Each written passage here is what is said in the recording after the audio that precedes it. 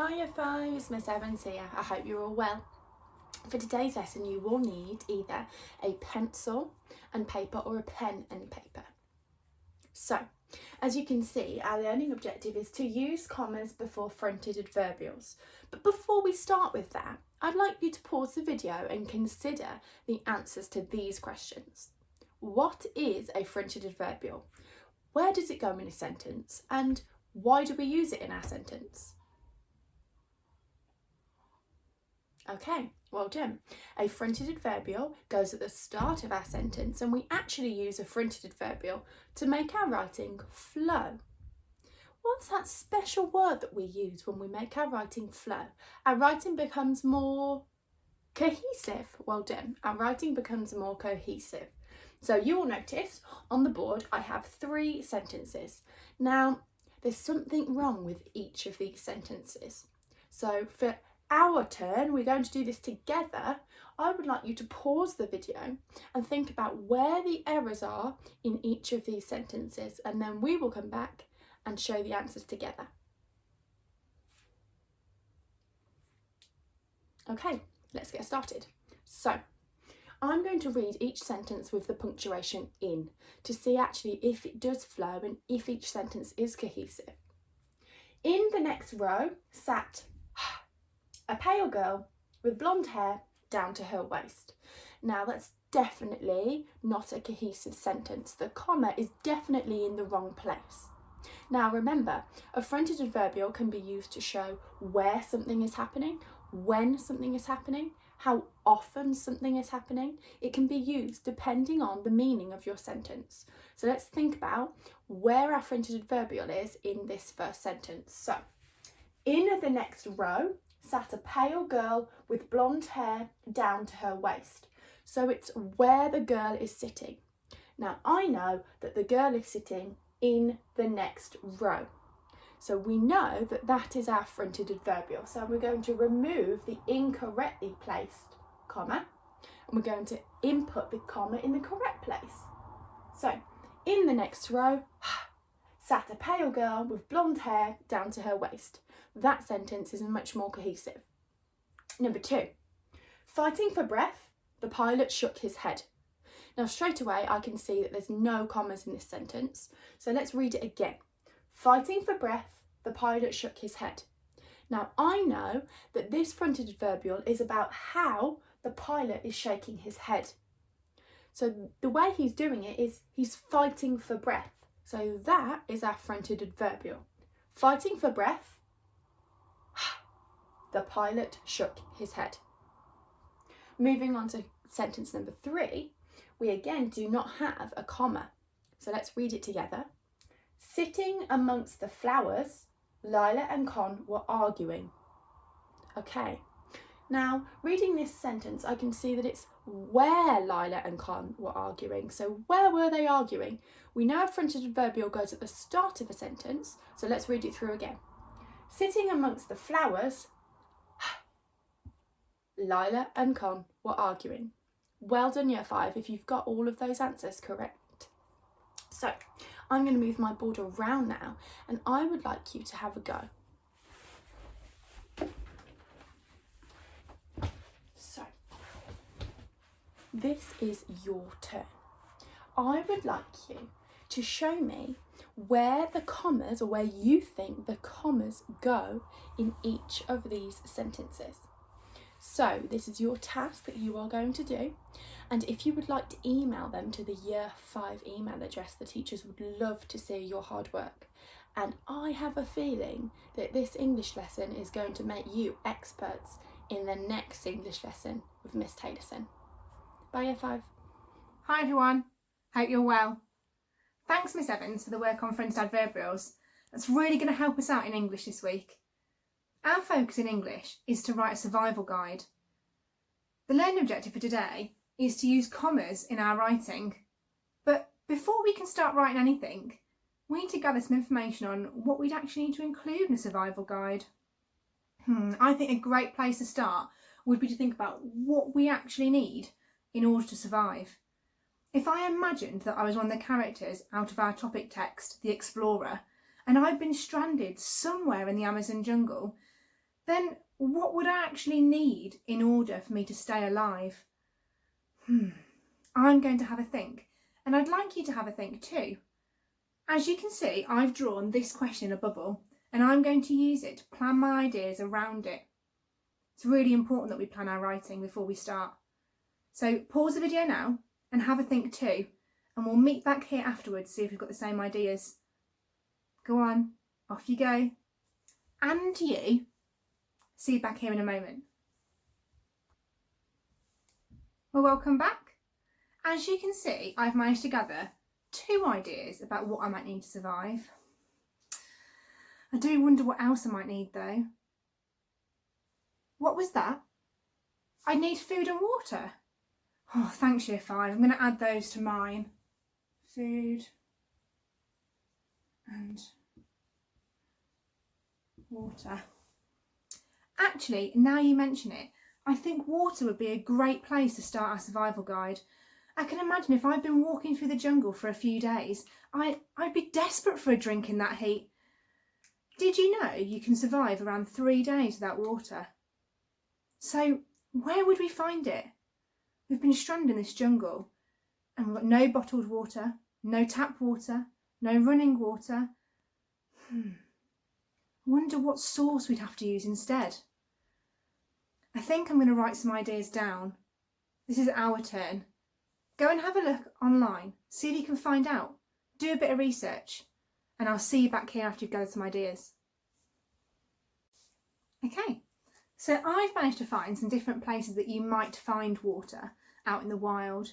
I've got a river, a puddle, a lake, a stream, rainwater that's collected on plants, on the leaves. You could try and scoop it and drink it, and some dew. That's what you get in the morning that forms on the leaves of different plants and on the grass. I've also written down some new exciting words that I think I might want to try and include in my writing. I've got the word essential. I've got the word dehydrated. I've got the word vital. And I've got the word consumed. Have a look at what those words mean. Perhaps you'll try to use them in your writing too. Pause the video now and go and find out. You can just use Google to define the words.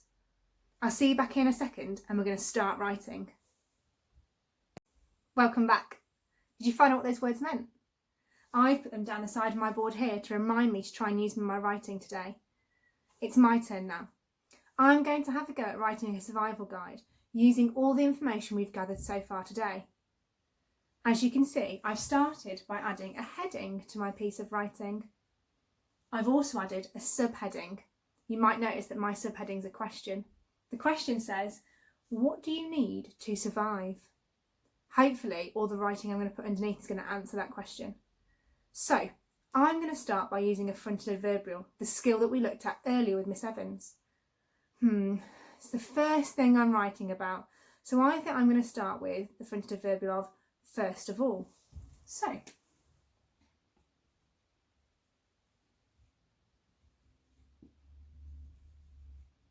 first of all, well, we'd need to find water first, wouldn't we? So I need to write about that.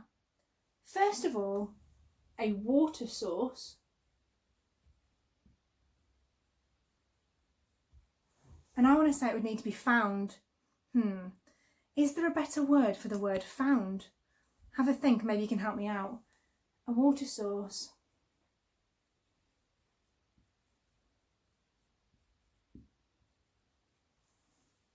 What was that? Located. Yeah, you're right. Located is a synonym for the word found. I think I'll use that in my writing. Thanks, guys. Why would I need to find it? Remember what I said earlier about we can't survive any longer than 3 days without water? I think I could use the word essential. It's essential for us to have water in order to live. So, first of all, a water source would need to be located as it is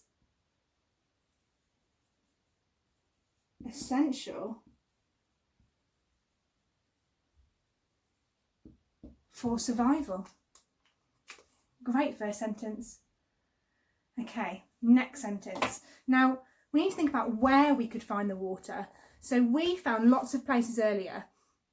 Because I've got lots of different places I could find it, I'm going to use a list sentence in my work.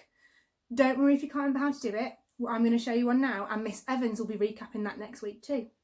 Okay, so next sentence. Water can be found...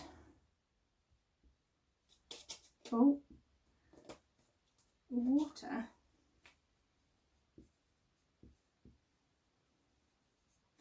in many places.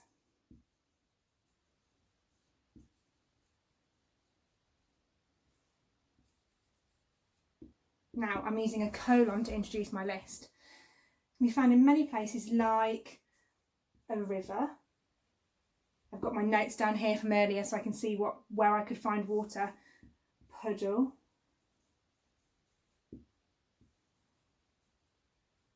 Stream. I'll put one more, or lake.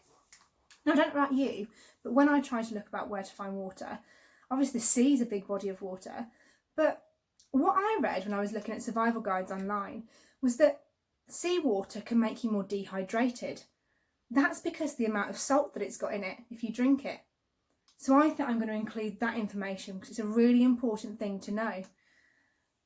Water can be found in many places, like a river, puddle, stream or lake, but avoid salt water.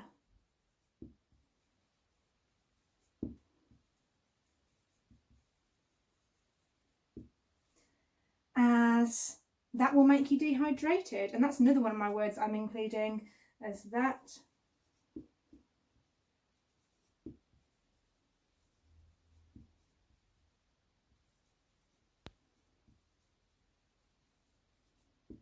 Oh, that's brilliant. I've used 2 of those words now. Okay. Third sentence. For this one, I'm going to use the skill of a relative clause. Now, I've written some relative pronouns down here. I'll show them up to the camera. You might want to use one of these in your writing. Who, which, whose, that, where, and when. Now, because we're writing about finding water, I'm going to put something about the other things you could follow to find it. So I found out that you could follow animals' tracks to find where they're going because they need water. So I'm going to use which, because as you can see here, that's for animal, objects or ideas. Okay, that would work, I think, in my writing. Animals are another way to find water. That's a good way to start, I think, because they drink at dawn or dusk. Oh, that could be my relative clause part. Animals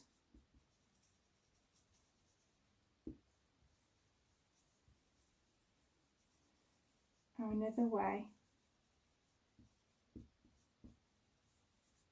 to find water. As mammals,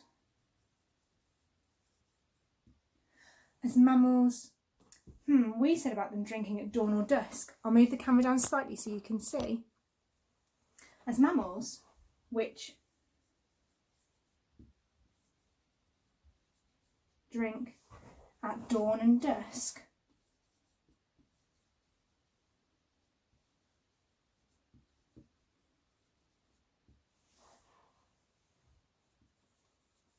will leave a trail that can be followed.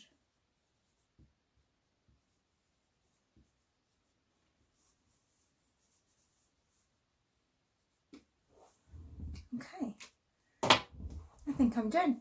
Can't quite see everything there. There's the last of my sentence. Animals are another way to find water, as mammals, which drink at dawn and dusk, will leave a trail that can be followed. Okay, so now it's time to look at our steps to success. I've used a fronted verbal in my writing, a list sentence, and a relative clause. Perhaps you can try and use in your writing too. I definitely want to see fronted verbals in there. Remember, you're writing the first paragraph. This paragraph is about finding water. Remember to think about why we'd need water, where we could find water, and what would we do with the water once we'd found it. Now, yes, the obvious answer, Year 5, is to just drink it. However, is it safe to drink straight away? Maybe that's something you need to find out. I also have an extra spicy challenge for you, if you're feeling up to it. My extra spicy challenge for you is to use parenthesis. Yes, that's right, it's when we use brackets, dashes and commas. I know lots of you are going to be singing that song. Have a go, see if you can use it. So, one paragraph about finding water for our survival guide. Don't forget to email us what you've written or post it on our Facebook page. We can't wait to see what you've done, guys. I'll see you next week for the next paragraph. Bye.